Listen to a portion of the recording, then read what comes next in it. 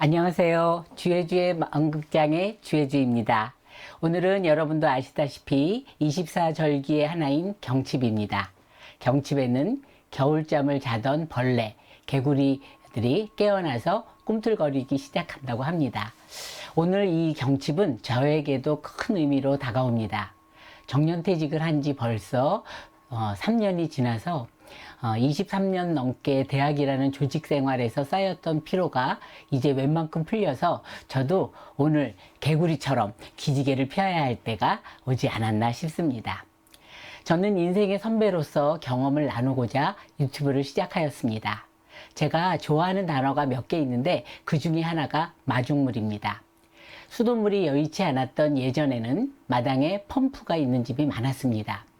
땅속에 있는 물을 길어 오르려면 펌프에 물 한 가지를 부어야만 했고요. 이것이 바로 마중물입니다. 펌프가 아무리 기능이 좋고 또 힘센 장정이 와서 펌프질을 한다고 하더라도 이 마중물을 한 바가지 붓지 않으면 길은 길어지지가 않습니다. 이렇듯 다음 사람을 위해서 한 바가지 가득 마중물을 남겨놓던 우리 조상들의 풍습을 떠올리며 저는 앞으로의 삶을 마중물 같은 선배로 살고 싶습니다. 유튜브를 시작하는 유튜버로서 당연히 구독, 좋아요 이런 숫자에 신경이 안 쓰일 리가 없겠죠. 하지만 그것을 넘어서서 인생 선배로서 아무것도 보이지 않는 깜깜한 밤에 길을 밝혀주는 작은 등불 하나 되어주고 싶은 마음, 또 눈이 와서 온 땅을 덮었을 때 어디로 가야 될지 모르는 그 길에서 뒤따라오는 사람들을 위해서 눈 덮인 길에 발자국을 남기는 선배의 마음가짐으로써 저의 인생 경험을 나누고자 유튜브를 시작합니다. 예를 들어서 저는 올해 대학을 졸업하자마자 직장 생활을 시작했기 때문에요. 집안 살림을 하는 데는 좀 실력이 없습니다. 저는 모든 나물은 다 시금치처럼 잠깐 삶아야 되는 줄 알았어요. 그런데 어느 날 말린 취나물은 삶고 나서도 그 따뜻한 물에 반나절 이상을 담가놔야 나물을 무칠 수 있다라는 놀라운 사실을 발견했습니다.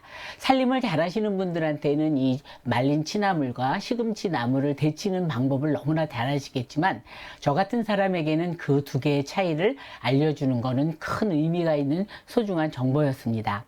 이처럼 삶을 살아가는데 좀 더 효과적일 수 있는 지식, 특히 어떤 책에 있는 지식이 아니고 제가 살아온 경험을 나눌 때 이 유튜브 방송을 보는 분 중에 한 분이라도 저의 나누는 경험이 도움이 된다면 그것으로 감사하다라는 심정으로 이 자리에 앉았고, 이런 진심이 유튜브를 통해서 오롯이 전달되기를 바랄 뿐입니다.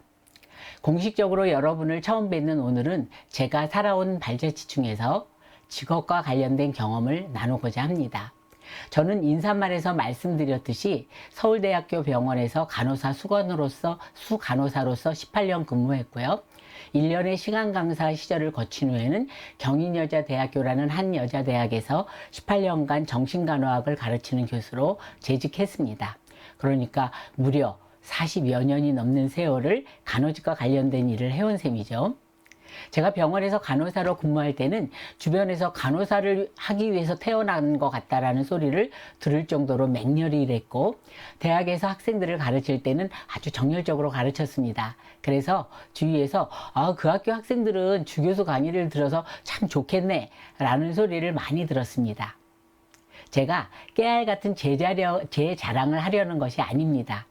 다른 사람들 눈에는 간호가 저의 천직으로 보였고 간호를 굉장히 좋아해서 하는 것으로 여겼을 텐데 사실 시작은 그렇지는 않았습니다. 돌아보면 어려서 나중에 커서 뭐가 되고 싶냐는 질문들 많이 받잖아요. 그런 질문에 저는 한 번도 간호사가 꿈이라고 대답해 본 적도 없었고요. 또 존경하는 위인이 여러 명이 있었지만 그 중에 간호사의 시조라고 할 수 있는 나이팅게일이 들어있지도 않을 정도로 간호사에 대해서 한 번도 생각해 본 적이 없었습니다. 그런 내가 어떻게 간호사가 되었을까? 내 경우는 성적 때문이었습니다. 고3 여름방학이었는데 빈 교실에서 공부를 하다가 머리도 식힐 겸 교정에 있는 등나무길을 걸으며 생각에 빠졌습니다. 부모님께 재정적인 부담을 덜 드리기 위해서 반드시 국립대학은 가야 하는데 고3 때 올라와서 성적이 영 오르질 않아서 고전하고 있었습니다. 원하던 과는 점점 멀어지고 도통 답이 안 보였습니다. 그때 한 번도 생각하지 않았던 간호학과에 가는 건 어떨까라는 생각이 섬광같이 들었습니다. 한 번도 고려해 본 적이 없는 전공이었는데 이유는 단 한 가지, 사립대학에 비해 등록금이 훨씬 적은 국립대학교에 가야 된다라는 생각 때문이었습니다. 이렇게 간호사가 되는 것을 한 번도 생각해 보지 않은 중에 간호학과를 떠올렸기 때문에 나름 간호학과를 선택하는데 뭔가 이유가 있어야 됐습니다. 저는 신실한 기독교 집안에서 태어났기 때문에 이런저런 생각 끝에 간호학과를 선택하는 거에 종교적인 의미를 갖다 붙이는 것이 가장 그럴듯했습니다. 그래, 간호학을 전공하면 나중에 외국에 선교하러 갈 때 훨씬 도움이 될 거야 라는 이유를 갖다 붙이면서 간호학과에 지원을 했습니다. 집에 와서 부모님께 제 생각을 말씀을 드렸을 때 부모님들은 뭐 별 말 없이 받아들여주셨고, 오히려 이제 펄펄 뛴 사람은 친정 오빠였습니다. 친정 오빠는 그 당시 의과대학에 다니고 있었는데 내 성장 과정을 쭉 옆에서 지켜봤던 오빠는 내 성격을 잘 알아서 너같이 팔팔한 성격이 무슨 간호학과 가냐, 너 힘들어할 거다 라는 얘기를 했지만 이미 간호학과를 지원하기로 마음을 굳힌 저는 드디어 간호학과에 지원을 했습니다. 그렇기 때문에 대학에 들어와서 영 전공인 간호학에 취미를 붙이지 못하고 겉돌았고, 오죽하면 창피한 이야기지만 기초과목 중에 해부학의 과목에서 낙제를 해서 제시를 봐야 할 정도였습니다. 당시에는 요즘처럼 편입이 자유롭지도 않았고, 요즘은 이제 대학교 다니는 동안 한두 번 휴학하는 게 아주 보편적이잖아요. 근데 우리 때는 그렇지 않았거든요. 아주 학교에 다니지 못할 정도의 병에 걸리거나 아주 재정적인 문제가 있지 않는 한은 그냥 쭉 입학해서 졸업하는 것이 보편적이었기 때문에 겨우겨우 학교 다니다가 3학년이 되어서 이제 병원으로 실습을 나가니까 그때 아주 조금 전공에 취미를 붙였고 어찌어찌 졸업을 했습니다. 제가 졸업할 때는 서울대 간호학과를 졸업하면 영어 시험만 통과하면 서울대학교 병원에 취업하는 특채라는 제도가 있었고요. 그래서 동기가 모두 80명 정도였는데 반 이상이 서울대 병원에 간호사로 입사를 했습니다. 간호사가 되어서 간호하는 자체는 좋았으나 병원 제도 내에서 아시다시피 의사 중심이잖아요. 우리가 하는 일에 비해서 간호사는 너무 인정을 받지 못하는, 좀 치여서 사는 그런 불합리한 게 너무 많아서 고민을 많이 했습니다. 저뿐만이 그런 게 아니고 많은 동료들이 고등학교 때 비교적 성적이 좋아서 내노라 공부했던 친구들인데 간호학과에 들어와서 간호학을 하고 또 병원 근무를 하면서 제대로 인정받지 못하는 그런 불합리한 분위기 때문에 많이 힘들어 했습니다. 제가 한번 그 대학교 다닐 때 사진과 간호사 사진을 한번 같이 나눠볼까요?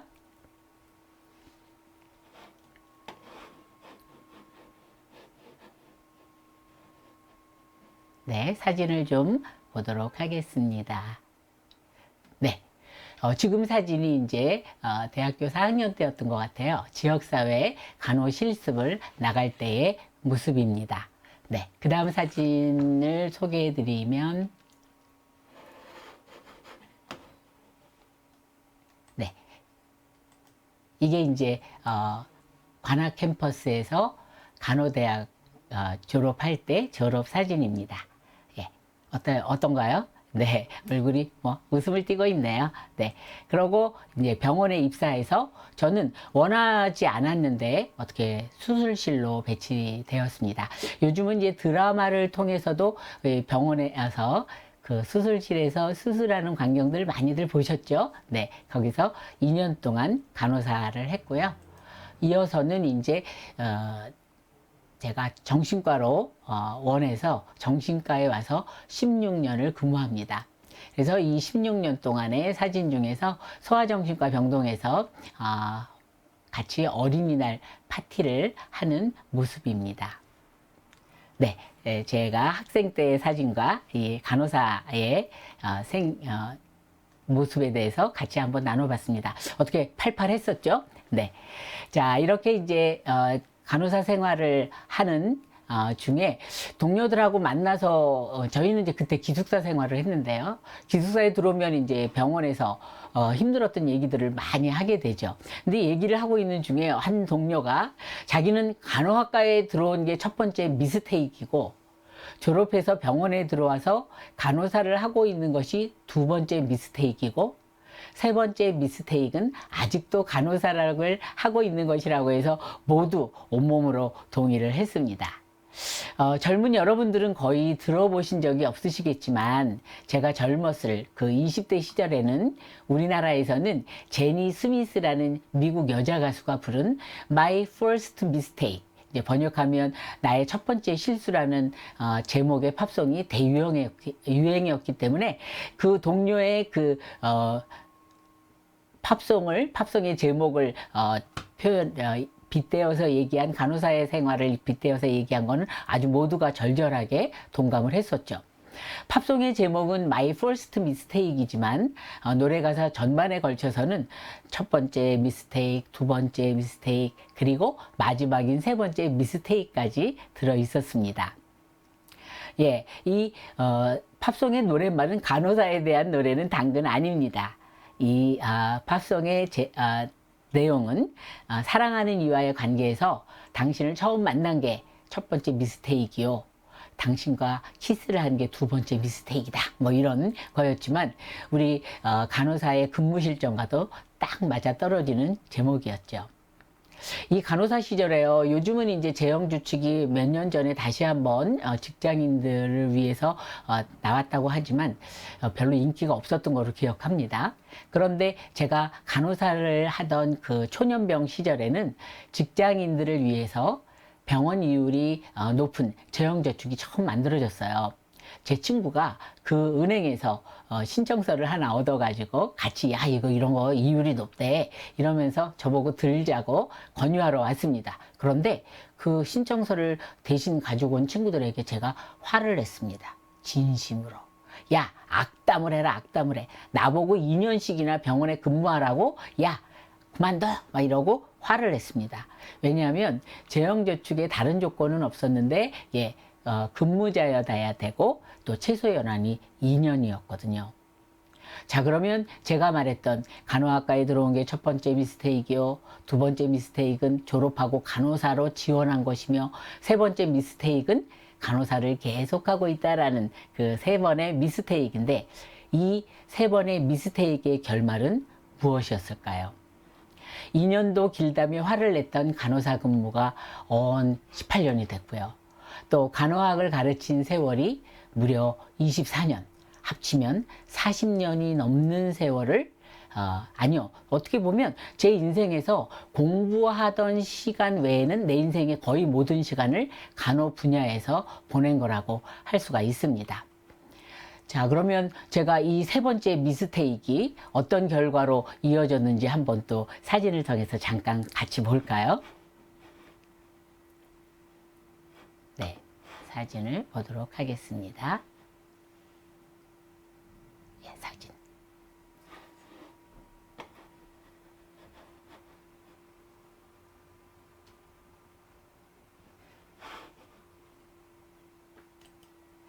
네, 이거는 이제 제가 조금 전에 말씀드렸듯이 간호사 생활을 끝내고 1년 푹 쉬고 1년 시간 강사 한 다음에 제가 지원해서 교수로 근무했던 경인여자대학에서 정신간호학을 가르친 교수 시절의 모습입니다. 네, 23년 했다고 이미 소개해 드렸죠. 23년 동안에 뭐 그만두고 싶은 생각이 얼마나 자주 들었겠냐면서도 그래도 뚝심 있게 버텨서 저는 23년의 교수 생활을 끝내면서 정년퇴직을 해서 말씀드린 것처럼 2020년 2월 달에 정년퇴직을 했습니다. 자, 이렇듯 제가 세 번의 미스테이크, 그거의 결과는 어렸을 때의 꿈 중에 하나가 교육자가 되는 것이었는데 간호학을 한 덕분에 교수가 되어서 학생들을 가르쳤죠. 또 간호학에도 여러 분야가 있어요. 근데 그 중에 정신간호를 선택한 덕분에 보통 이제 여러분이 아시다시피 내과, 외과 이런 거를 이제 성인간호라 그러거든요. 그런 전공에 비해서 정신간호를 선택한 덕분에 학교 외에도 다양한 곳에서 정신건강과 관련된 외부 퇴강을 많이 했습니다. 이 정신건강에 대한 내용을 앞으로 여러분하고도 많이 나눌 예정입니다. 그 외에도 첫 인사 영상에서도 소개해 드렸듯이 저는 2권의 책을 쓴 저자가 되었습니다. 이것이 다 3번의 미스테이크 덕분이죠.